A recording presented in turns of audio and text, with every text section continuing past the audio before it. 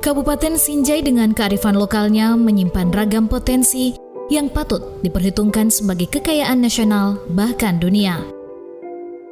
Sebut saja salah satunya tradisi turun-temurun warga berupa pesta adat Marimpa Salo sebagai wujud rasa syukur nelayan atas hasil panen ikan setiap tahunnya. Oleh masyarakat pesisir Sinjai, tradisi Marimpa Salo dijaga kelestariannya secara turun-temurun. Bahkan telah diakui nasional sebagai warisan budaya tak benda. Pelestarian kearifan lokal erat kaitannya dengan potensi sumber daya alam Kabupaten Sinjai yang terkenal dengan hasil lautnya yang melimpah. Karena itu, menjaga kearifan lokal tetap lestari menjadi bagian dari upaya menjaga kelestarian lingkungan khususnya pesisir pantai. Abrasi adalah musuh yang menakutkan bagi pantai. Namun tumbuhan bakau adalah lawan yang tak mudah ditaklukkan oleh abrasi. Sinjai yang memiliki garis pantai cukup panjang telah memiliki deretan pohon bakau yang kini berubah menjadi hutan. Keberadaan hutan bakau di wilayah Kecamatan Sinjai Timur, Kabupaten Sinjai menjelma bak gadis rupawan yang dipuja karena keindahannya. Bahkan oleh pemerintah Kabupaten Sinjai, kawasan hutan bakau yang berjarak sekitar 20 km dari pusat kota ini dikembangkan sebagai ekowisata, bahkan eko-eduwisata. Hal ini dikarenakan hutan bakau yang membentang sepanjang pesisir Sinjai Timur ini menjadi laboratorium hutan bakau terbesar di wilayah Indonesia Timur. Tidak hanya memukau akan keindahannya, deretan bakau-bakau yang menghijau tentu menjadi sumber oksigen bagi makhluk yang berdiam di sekitarnya. Setiap orang tentu mengidamkan lingkungan yang rindang dan sejuk, dengan udara yang sehat dan bersih. Namun sayangnya, tidak setiap orang mau mewujudkannya. Adalah Andi Lukman, atau orang-orang di kampungnya akrab memanggilnya Etaluke. Bersama seorang istri dan 5 orang anak, Lukman yang lahir dan berkehidupan di Dusun Takalala yang sebelum mekar tahun 2018 lalu bernama Dusun Jahung-Jahung, Desa Sanjai, Kecamatan Sinjai Timur. Sehari-harinya Lukman berprofesi sebagai petani. Hidup keluarganya dari hasil bertani. Berawal dari profesinya itulah, Lukman yang sangat mencintai lingkungan memulai sesuatu yang dianggap biasa saja, namun menuai hasil yang luar biasa.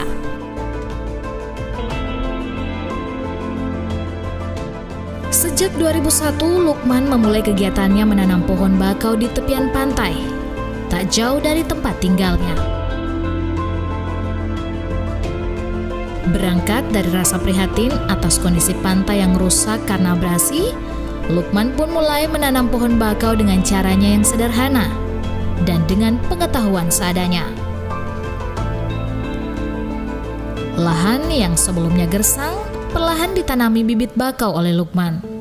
Ya, jadi sebelum ini ditanami ini bakau ada sekitar 80 meter dari sini, pinggir laut sana dulu. Setelah ini ditanami sudah jauh keluar. Sudah jauh keluar ini semua ini dulu lautan ini semua dulu ini sekitar ini lautan di sini.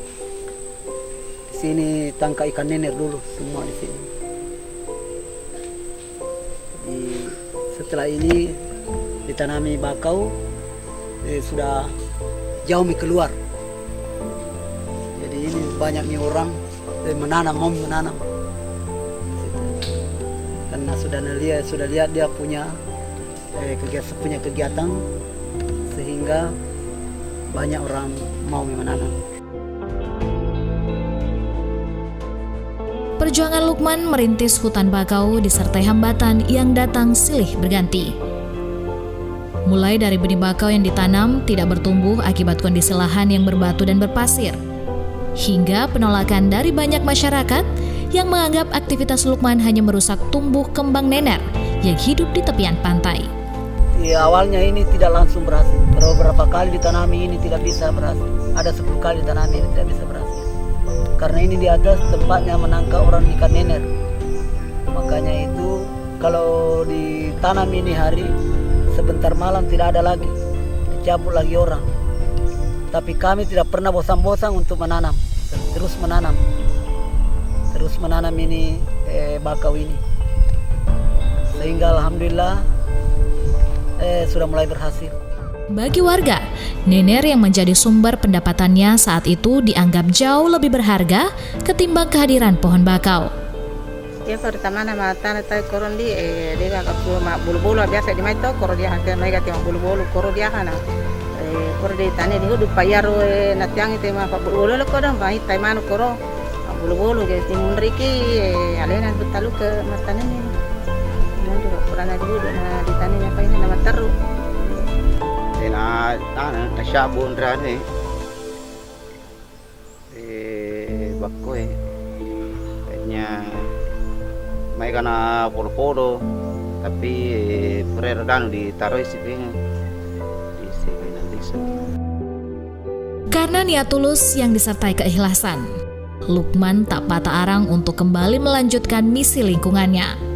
Warga yang tadinya enggan menanam bakau tertarik ikut menanam berkat cara Lukman dalam mengajak. Salah satunya dengan mengupas setiap orang Rp25 per pohon sesuai harga nener yang biasanya dijual warga per ekor. Ya banyak saya lakukan cara untuk mengajak ini masyarakat yang ada di pesisir ini. Banyak cara saya pakai. Bahkan itu hari kang itu ikan nener itu Rp25 per ekor. 25 per ekor. Makanya itu saya dapat tuan pribadi saya beli itu, saya kasih Rp25 untuk menanam itu untuk menanam itu bakau itu sehingga tertarik yang dekat-dekat di sini tertarik, akhirnya yang jauh-jauh di pinggir ini masuk juga menanam begitu. Itu cara kami saya pakai. Setelah banyak warga tertarik, ujian kembali menerpa niat mulia pria berusia 47 tahun ini. Di tahun 2006, banjir bandang datang meluluhlantakkan hampir seluruh wilayah Kecamatan Sinjai Timur, Kabupaten Sinjai. Tak terkecuali wilayah Pantai Takalala, tempat Lukman menanam bakau. Benar saja, seluruh pohon bakau yang ditanam rusak oleh gulungan banjir. Habis tidak ada sama sekali.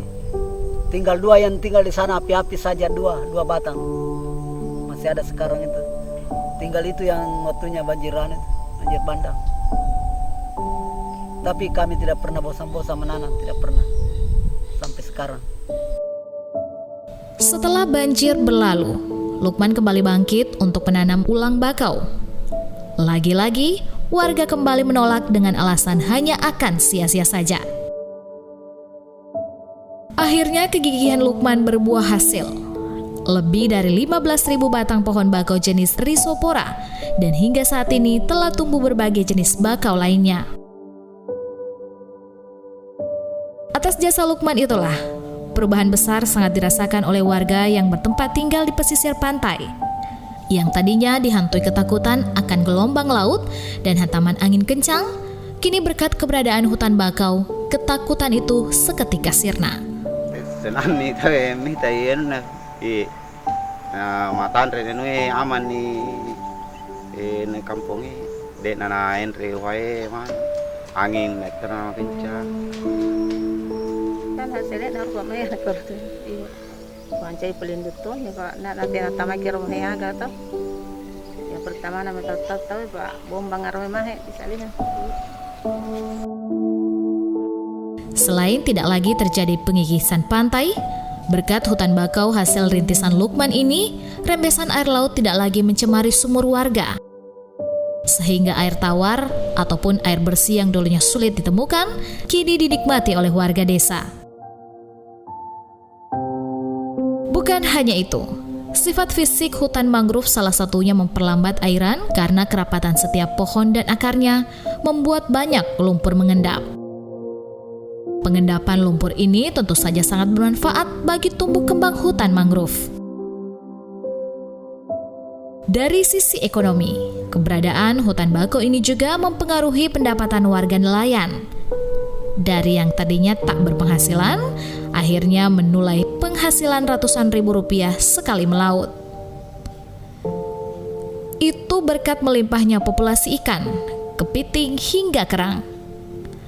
Termasuk nener yang dulunya dikhawatirkan oleh warga akan punah, justru melimpah.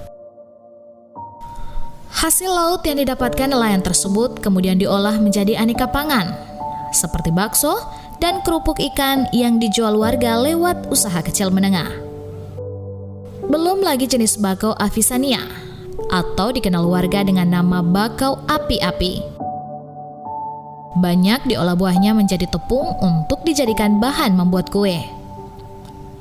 Dari bagian bakau lainnya, yaitu batang dari pohon bakau ini, juga dimanfaatkan warga sebagai arang, dan oleh orang zaman dahulu diolah sebagai zat pewarna tekstil. Kalau ini yang besar-besar, ini dibakar, kemudian dibakar sepotong-potong kecil, baru kita bakar, bisa diambil arang. Kulitnya biasa diambil orang begini, ini begini. Ya, yang diambil katanya ini biasa dipakai ini di masa ini, sehingga itu meluap itu baru ditenggelamkan di situ pakaian, bisa warnanya berubah begitu.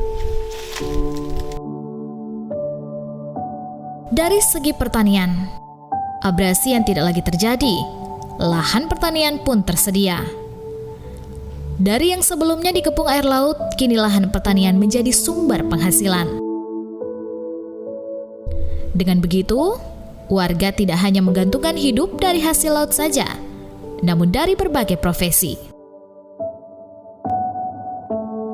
Buah dari rintisan Lukman itu jelas mengundang apresiasi dari pemerintah daerah, lintas organisasi, termasuk pemerintah desa tempat Lukman tinggal yang ikut mendukung keberlanjutan rintisan hutan bakau Lukman. Dan sebagai pemerintah Desa Sanjai, pastinya kita sangat mendukung bagaimana perjuangan mereka. Yang pertama, memberikan dorongan bahwa niat yang baik, kerja yang keras, insya Allah akan kita dapatkan hasil pula yang terbaik. Dan juga kami mendorong kepada masyarakat bagaimana supaya perjuangan saudara Petaluka ini bisa memberikan juga bantuan baik berupa tenaga maupun daripada pemikiran bagaimana kelanjutan daripada hutan bakau Takalala ini.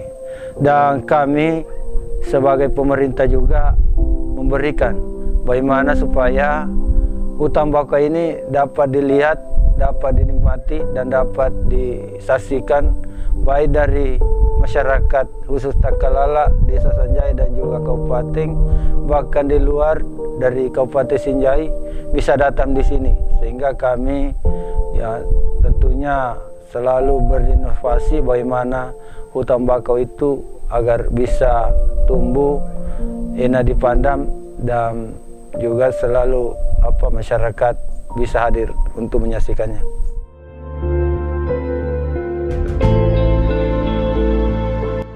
Usaha takkan pernah berkhianat pada hasil. 16 tahun merintis perjuangan untuk mengubah gersang menjadi hutan. 16 tahun pula Lukman harus menerima ujian demi ujian. Namun dari 16 tahun menerima ujian itu, membuahkan pujian dan kenikmatan berjuta-juta tahun ke depan.